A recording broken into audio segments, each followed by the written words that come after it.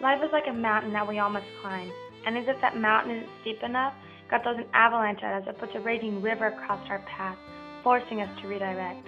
Life is not easy, but what do you do when that avalanche comes tumbling down over you? Do you run away from it, back down that mountain that you've already put so much effort into? Or do you push forward through the chaos? Because your clock will not pause and wait for you. Life does go on, even when it feels like it shouldn't. 2.5 years ago, I went on a first date with a boy that I'm still with today. From that first date we had with each other, we were joined at the hip. The only time we spent apart from each other was when we were in class when we had to go home and sleep. We never even actually asked each other to make it official if we were boyfriend and girlfriend. We had become best friends, and that's all that mattered. Our parents would tease us to say that you couldn't get one without the other, that we were a package deal. Our family was both important to us. We both had strong relationships with each of our parents and soon grew relationships with each other's parents. My mom and dad adored him as well as his mom and dad adored me. We all become one big family. So this made it easier when Jerry's dreams of becoming a Marine were coming true. For the 3 long months he was gone in boot camp, we were all there supporting each other and him. This is when my mountain began to become shaky. I didn't handle separation very well. When he returned, though, I was on cloud 9. He wanted to make sure that I was his when he was gone, and everyone knew it. So he asked my dad for my hand in marriage. We were young, but my dad said absolutely. Jerry returned to his base while I stayed here with a new ring on my finger. We all began to plan a wedding for the summer after I graduated.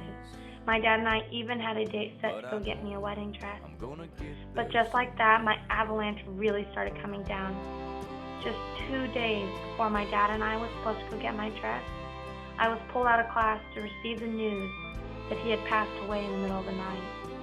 Now was the time that I needed my best friend more than ever because I had just lost my hero, my dad. My daddy had had problems with his lungs from the time he was born, and they were the reason for his early death at the age of 43.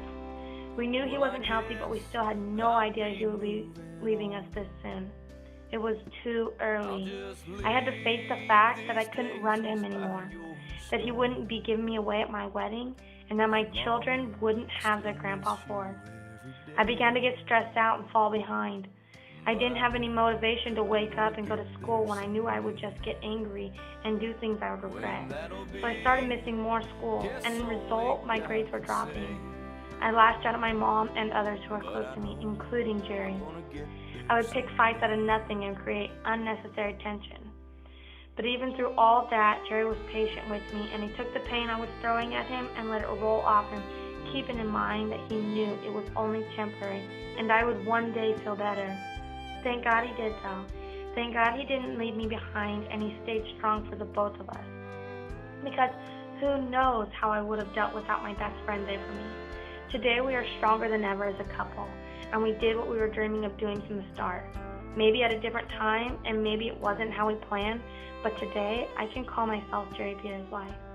Things aren't as they would have been, but I think we made the best of the situation. I have a great new family and a strong relationship.